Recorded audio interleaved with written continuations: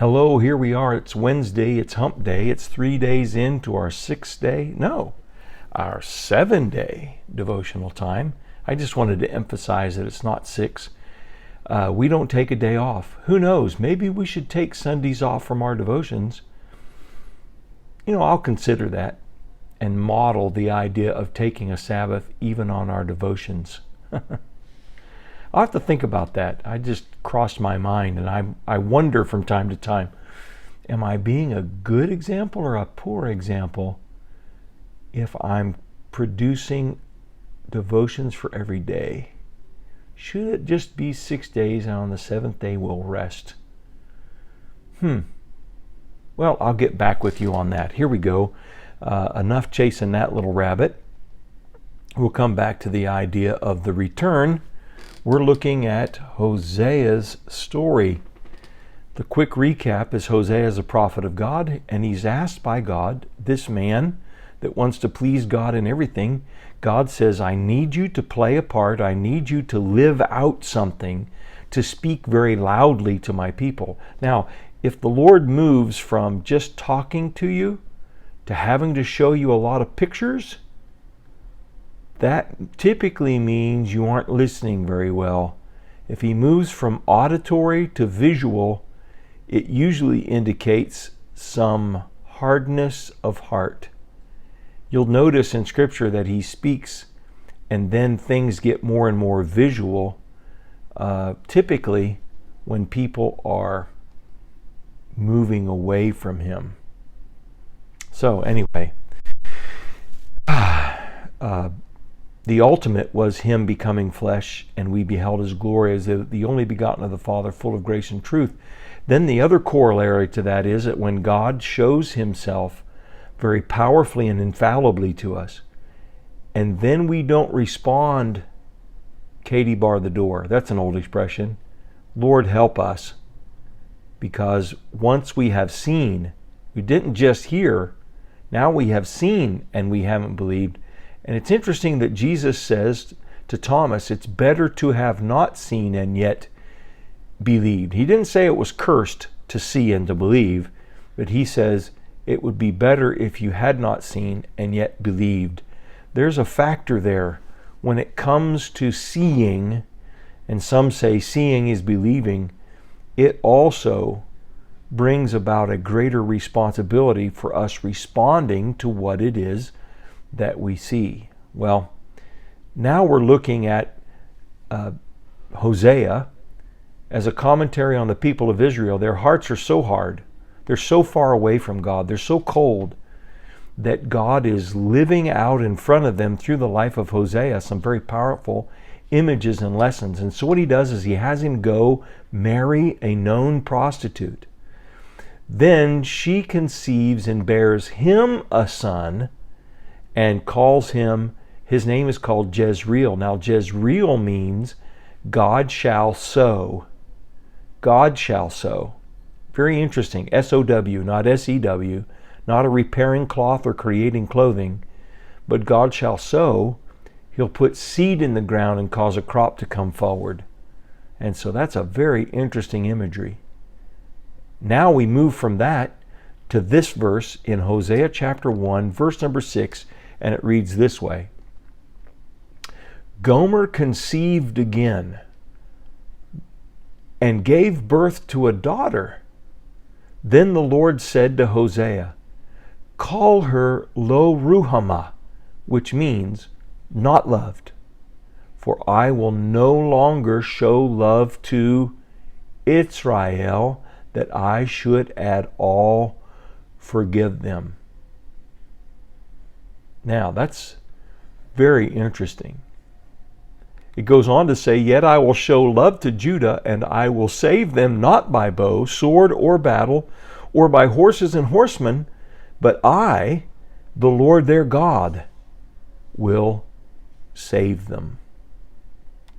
So let's look at that. We'll back up and look at verse number 7 before we come away with a meditation for today. And that's this idea. First of all, Gomer conceived again. Now, what does that tell us? Notice it said before, and she conceived and bore him a son, named Yetzreel, God shall sow. But now something else has happened here. This shows us that Hosea is not the father of this next child. Why? Because he has married a prostitute.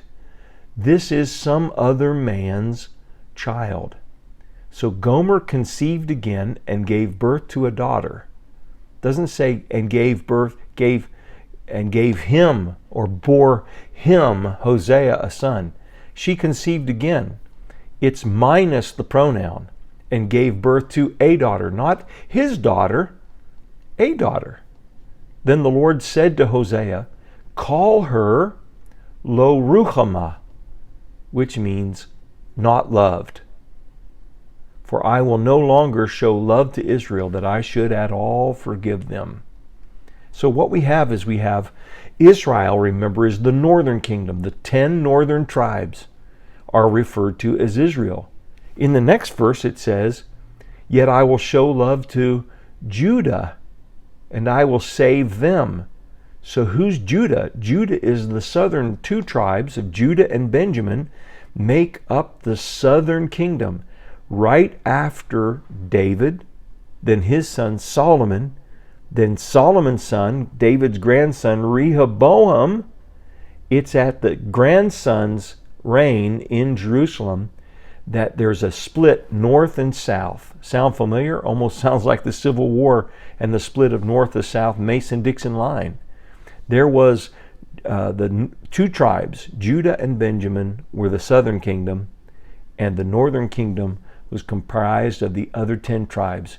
We find a scattering of the Levites amongst all of the tribes, and then later we find as things turn bad up north in the northern kingdom, many of the other tribes people head south and hang out in Jerusalem and in Benjamin and Judah, and even though they don't own property in those tribes, they find hospitality in the south.